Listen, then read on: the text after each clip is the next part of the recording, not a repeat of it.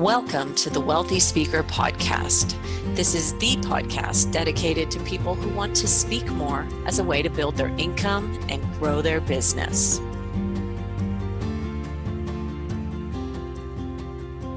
Well, welcome everyone to the Wealthy Speaker Podcast. I'm your host, Jane Atkinson, author of The Wealthy Speaker 2.0.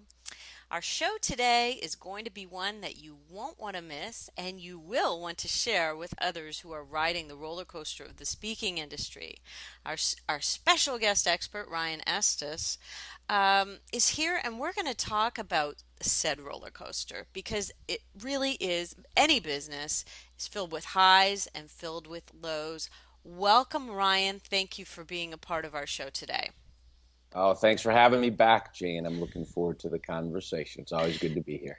Well, let me give everybody a brief intro about you just to remind them where you've come from. So Ryan Estes is a former Chief Strategy Officer for McCann Erickson Advertising and now serves as the Chief Experience Officer in his own training organization. Ryan is a leading expert on sales effectiveness, leadership, and the future of work, and was recently recognized by Meetings and Conventions magazine as one of the best keynote speakers seen or heard alongside Tony Robbins, Bill Gates, Colin Powell, etc. He works with some of the world's best brands, including AT&T, Mayo Clinic, Adobe, MasterCard, and the NBA. He's the author of 2 popular ebooks, Winning with Culture and Leading Breakthrough Sales Performance. We will let you know later on how to be in touch with Ryan. But Ryan, a couple of years ago, we talked about your journey of going from zero to $1 million a year, and that really is almost solely from speaking revenue, which is a pretty unusual business model nowadays. But before we dive into that journey, in terms of the highs and the lows of it, can you update us on where your business is today? Yeah, so it's actually grown since that last conversation. Yes. But the revenue is primarily driven by live events. It's keynote speaking, half-day and full-day seminars on leadership effectiveness and sales performance. I still do a little bit of management consulting and coaching work. And that's kind of phase 1 of the business, and we're working diligently on building out phase 2. But that's where the business is today. It was 80 live events we delivered last year. So, well, I'm just really quite amazed at having been on the sidelines to watch this journey. You've I've been wondering, how are you going to sustain it all? Talk to us about sustainability. yeah, the sustainability. I've learned some valuable lessons on the journey to sustainability, and like you said, it was we grew quickly, and so to go from 0 to $1 million in 4 years, I don't know that I necessarily expected that, but as it took off, I had to learn how to deal with the pace, and I learned some valuable lessons on the way. And one of the biggest is to be an epic keynote speaker, to borrow a phrase from your language in your book. You got to take care of yourself. You've got to be in epic condition. And so, being healthy off the platform and away from the events, personally, physically, have become 2 massive priorities for me. And what's required to maintain that peak state gets scheduled into my calendar today, like any other important part of my business and planning. And I don't let anything deter me from that commitment, because it's critical to maintaining not only a healthy business, but a healthy life, quality of life. And that's important too. Right. And would you say that doing 80 engagements or more a year is conducive to a healthy lifestyle? And we're talking to you who at this moment in time is not married and doesn't have 3 or 4 little children running around at home, right? So let's That's talk correct. about it from kind of not exactly single, but a single man's perspective. That's right. So I don't want to put a number on it, because I Right. think everybody is different. Everybody's business and life and choices are different. But I think what's critical is designing a business that fits into your vision of a quality of life. And I don't know that I thought about what kind of business I wanted to have a lot, but I don't know that I necessarily blended that into, okay, this is my vision for quality of life. And at times those two things really bumped into each other. And Right. so I think those are two important things for anybody that's listening to this call and thinking about growth and the entrepreneurial journey. Decide what you want and what you're willing to sacrifice and not. And I, of course, I think that also changes for people over time, depending on what phase of your life you're in. But it was pretty evident to me. Yes, I am single, and I'm on that journey, and I'm not married with three little kids. But I could also put myself in a position where I'm never going to be if I continue to work 150 hours a week. Right. And as I reprioritized where I wanted my life to go and got a little more decisive and specific about that, I had to make sure that my business and my life were tracking in parallel. Yeah, that's really good. Um, there was you have scaled back significantly in terms of looking forward, what you're going to do and not do. Give me some of the new parameters that you've put into place into your business to help protect that. Yeah, so I think one parameter is no weekends. Weekends aren't for work anymore, and that's just an opportunity to reset. My mind, my body, rejuvenate myself a little bit, and enjoy a quality of life. Before. And I think, anybody on their entrepreneurial journey in the beginning, you're hungry, a paying client counts, you want some wins. I was willing to speak any Saturday, Sunday. I'd travel on Saturday, Friday. It didn't matter. I'd go out 3 weeks without coming home. And I just, I'm not at this stage in my evolution and journey. I'm just not willing to do that anymore. The other thing that I think is important is that I've been doing this for 2 years, is just these scheduled breaks, these mini sabbaticals, if you will. I take August off. I don't go on the road. I don't speak. I don't travel. And that 30 days, it does two things for me. One, it gives me an opportunity to stop and work on the business as opposed to just in the business. And I think for a small business owner and entrepreneur, that is critical. And if I'm coaching, I always ask, when are you working on the business? And I make time in my schedule to do that. And then the other thing is I just take time away. Time in nature, spending time with friends and family, time working on myself or doing things that I enjoy. So having that balance and perspective. And I think I've reached the point where I'm not afraid or uncertain about what happens if I go away for a month or I don't work for 2 weeks, or if we say no to that opportunity, is it still going to be there in the future? I've developed enough confidence in both myself and my business that it's going to be just fine. And when things change or get a little disrupted, we'll fix it or we'll course correct. And so, and what's interesting is taking that step back, we're still going to have our best year of revenue performance ever. So last year was a record year. The first 6 months of this year were our best 2 quarters. So the growth continues, and I'm a lot happier. And those two things are wonderful, and they aren't mutually exclusive. And I want to emphasize that. So we've arrived at a good place. That's wonderful. And you've started to kind of open the kimono a little bit more to your readers. And one of the blog posts that you talked about, that you wrote about, was these 9 days that you took completely unplugged. I have not heard this story yet, and I'm so excited to know what brought on these 9 days and what did it entail for you? Yeah, so last year was a terrific year of growth in my business, but it was a challenging year personally. I had hit some road bumps personally in my relationships, and then at the end of the year had a pretty significant health scare. Had a tumor in my left arm that didn't look great. Fortunately, I'm completely healthy. It was not cancer, but the combination of those two things and kind of the end of 2015 really put me in a state of evaluation. And I made some commitments about lifestyle choices and health and wellness. And, like a lot of us do, we set those New Year's resolutions, but it's easy to kind of stay stuck in our patterns and fall right back into things that we're familiar with. And, while I had great intentions at the new year, by March, I was right back in my old routine, Wow. making exceptions to my commitments, not disciplined with my wellness and morning routine. And I felt stuck again. And this personal growth retreat, it kind of fell into my lap. People always ask me, how did you find this 9 day retreat?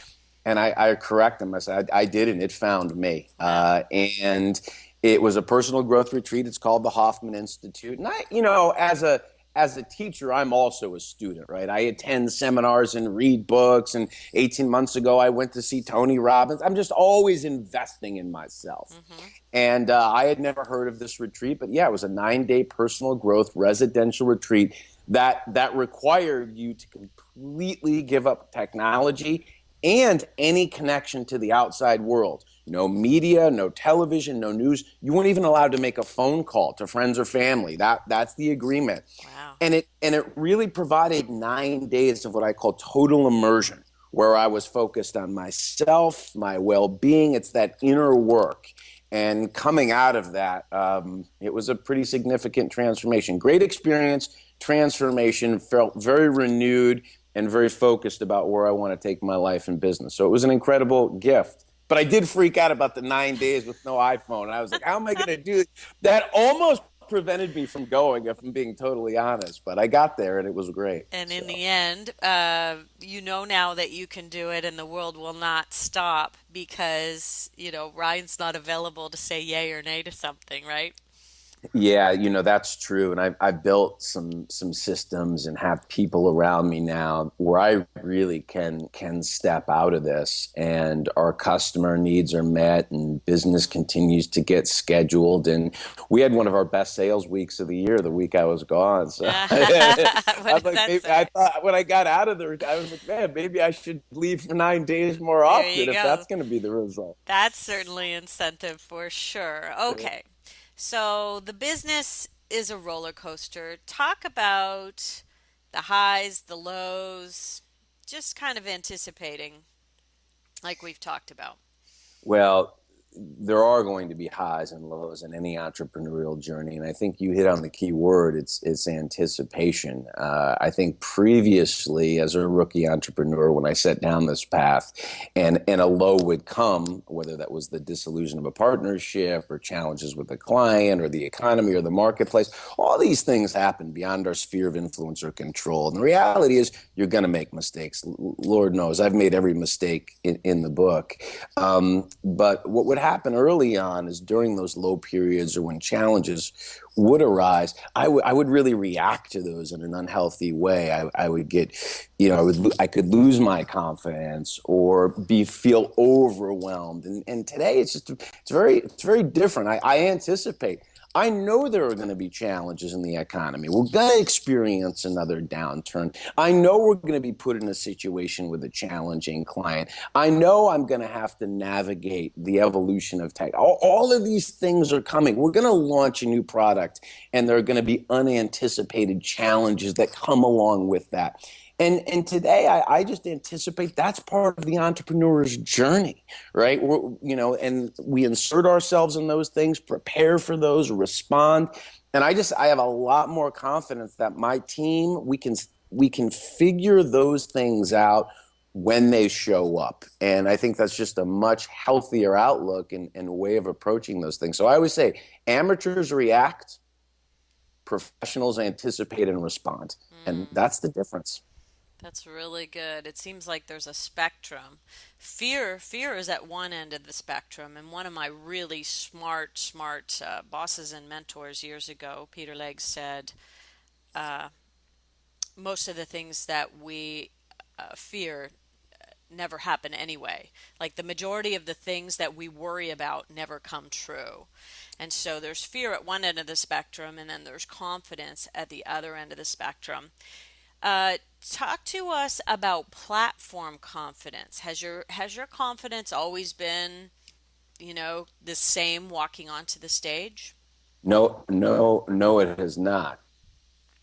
I would say that early on, my platform confidence could get shaken by a non-responsive or receptive audience.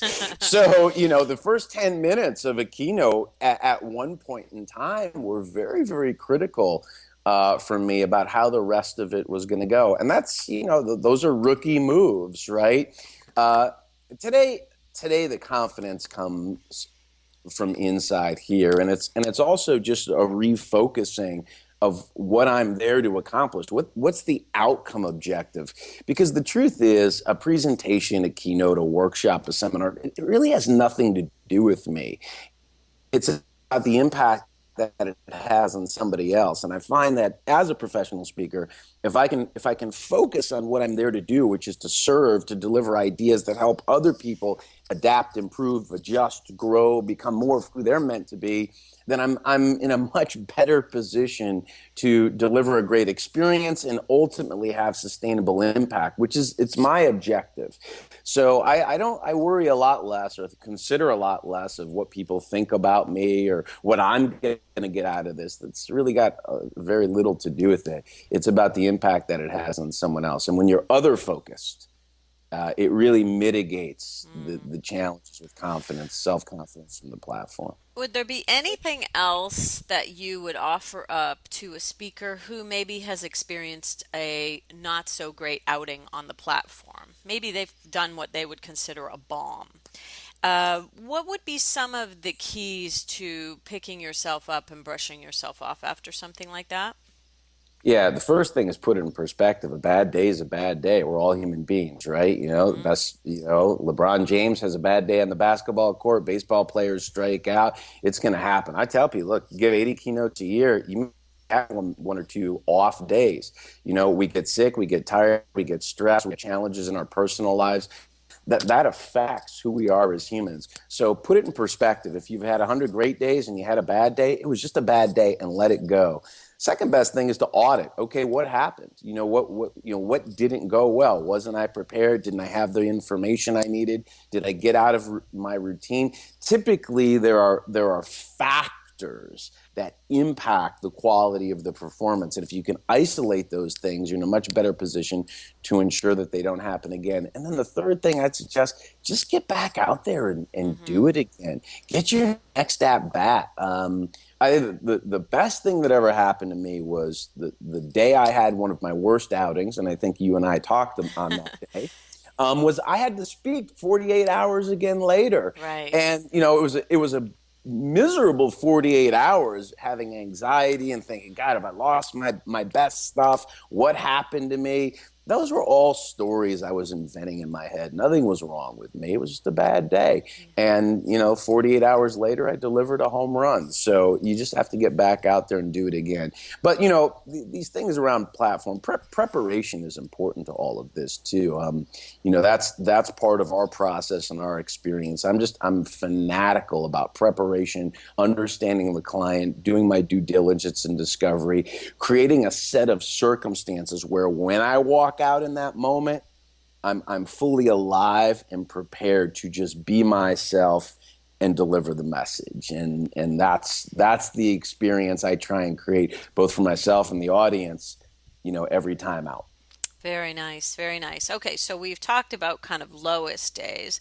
What would you say has been one of your best days in the business? And it could be on the platform, it could be in any situation. I always think my favorite some of my favorite moments occur after the work is done, and it's just receiving the feedback from people that have actually decided to make a change or they're seeing a different result based on our time together. To me, that's what it's all about, and that feels very, very rewarding. Yeah, look, it's great in the moment. I mean, I love the live event experience. You don't know what's going to happen. It's different every time. Every audience is different. Every experience is different, and that kind of that journey into the unknown, it's kind of exhilarating, and it's fun to be in the room.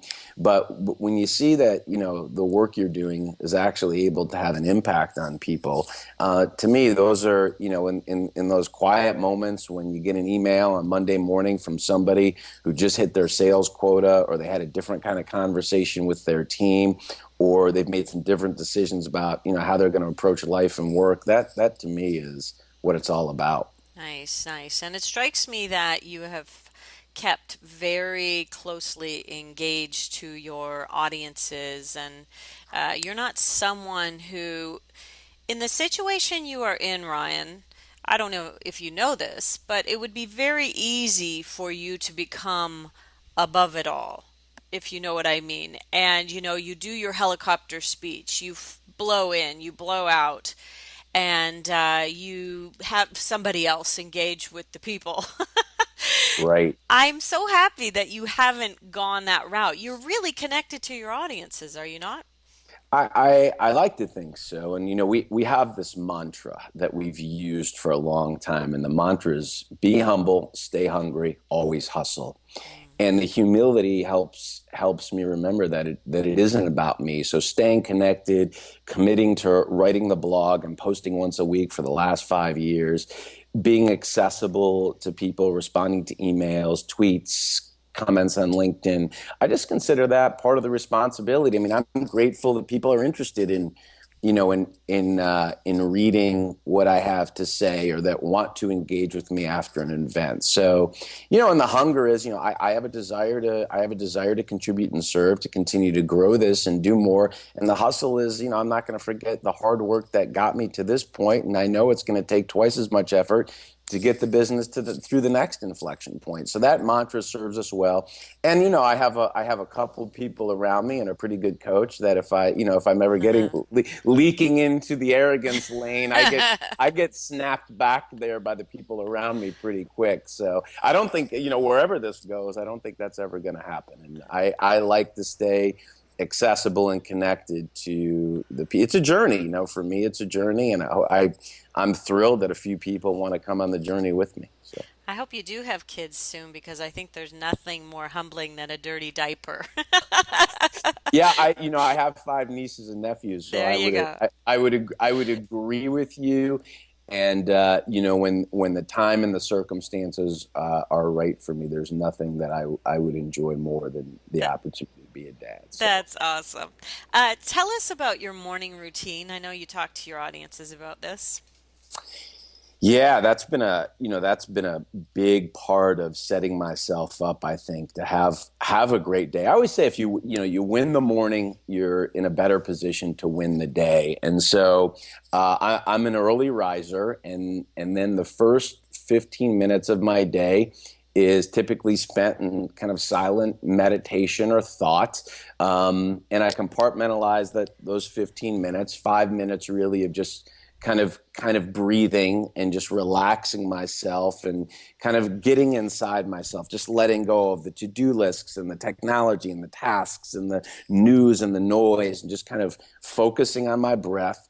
And then the next 5 minutes I spend in deep gratitude or appreciation for a couple of simple things that are going well in my life. And I know no matter what I'm navigating, I can find a couple of simple things. Like I woke up today and I get to talk to you, that I'm in my home and the sun is shining, that my dog is sitting here resting and he's I mean, those are things that, when I look at my life and the opportunity I have it better than a lot of people. And so from that place of gratitude and appreciation, then I start to get intentional. What are two or three things that I need to accomplish to create impact that day? And then I come out of that routine, and then I spend a few minutes journaling, recording my thoughts.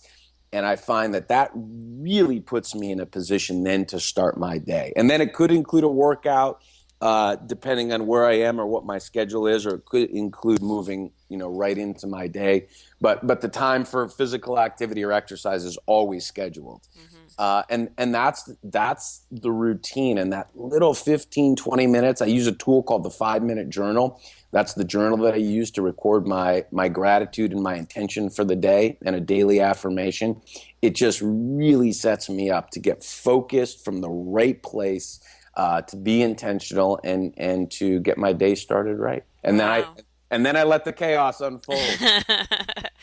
Well, you're making me rethink my morning because I've been watching the American news. I live in Canada, and I've been watching the American news every morning now for a few years, and I just am finding it does not start my day the way maybe I would like to be. A little more positive, a little more intentional about the things that are going on right here that I can control. It kind of makes me more aware of the things that I cannot control, especially being up here in Canada.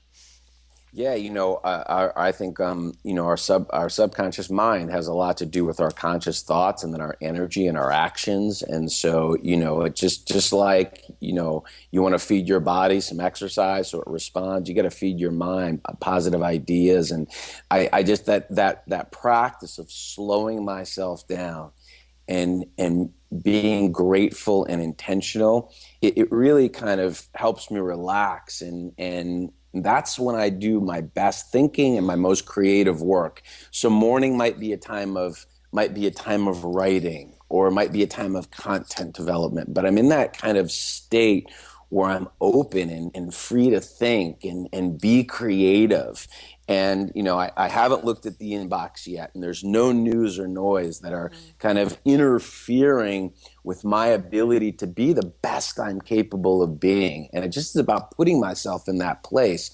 And the great thing is that that place, that state, I've also learned that it's accessible to me at any time, right? I just have to turn that switch on. It's inside me, and I can access that reserve of creativity and appreciation and gratitude and openness and love. It's accessible to me at any time, and I think that's powerful when you understand that. Wow. I think a lot of our listeners might say, hey, I thought Ryan Estes was this like business guy. And I just love the evolution. And it's been fantastic to see where Thank you've you. been and where you are sitting right now. The last meeting we had, I have never seen you so zen. That was just like, whoa, who is this guy? I really love that this is become ingrained in everyday uh, your everyday world and your everyday thinking. Tell me about if you could share one thing that you wish you knew back when you were starting. How many years ago was it? It's been a 7.5 years now. Wow. Okay, 7.5 years ago, younger Ryan. What's one piece of advice that you would give him?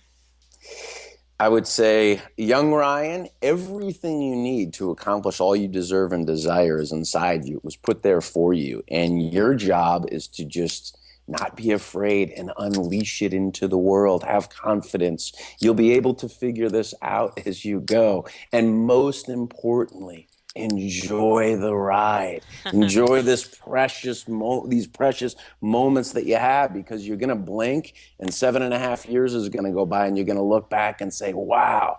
Some of the moments in time that I look back and reflect on with the most positive feelings are the moments of adversity. It's being at the kitchen table at 2 a.m., stuck in my head, thinking, oh my gosh, what am I going to do? How am I going to make it?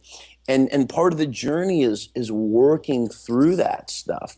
But you got to remember to enjoy it and appreciate all of it, all of it, the highs and the lows, the roller coaster, the ups and the downs. And it's funny in this conversation. You said, I thought, people thought you were a business guy, and the fact of the matter is, I still am a business guy. But I think what this journey has taken me to is a place of wanting to have deeper impact on both the customers we serve and the people around me. And I use these two questions, kind of as my guiding principles for my day. It's, who did I impact today? And the more specific and detailed I get in answering that question, the better. And that question really informs my preparation and how I approach the platform. And then the second question is, how will I be remembered by the people I work with today? And that question really bleeds into the people around me and my team and the relationships I have. Jim Collins, who I'm a big fan of, and look, he's an empirical researcher, hardcore business guy. He wrote Good to Great, Built to Last. I saw him give a speech, and a quote from that speech I'll never forget. He said, "Life is people. It's all about people and relationships." Mhm. And when you're prepared to show up as the best version of who you are, you're prepared to impact people in a profound way, and you're also better prepared to grow your business. And I think that's where we've arrived today, and I'm excited about what's next. Wow. Well, I think that's the perfect place to conclude. I want to say thank you so much, Ryan Estis, for taking time out of your busy schedule for being with our wealthy speaker listeners today. Um, I hope people will go back and listen to the earlier content that we recorded about a year and a half or 2 years ago, talking about the journey from zero to a million. And this is a different Ryan Estes we're hearing on today's recording. So thank you, Ryan. I really, really appreciate your time. Thank you, Jane. And bye for now, everyone. See you soon, wealthy speakers. Thanks for listening to the Wealthy Speakers Show. Please visit speakerlauncher.com for your free Wealthy Speaker audit and visit speakerlauncher.com/podcast for show notes and many more resources to help you catapult your speaking business. See you soon, Wealthy Speakers.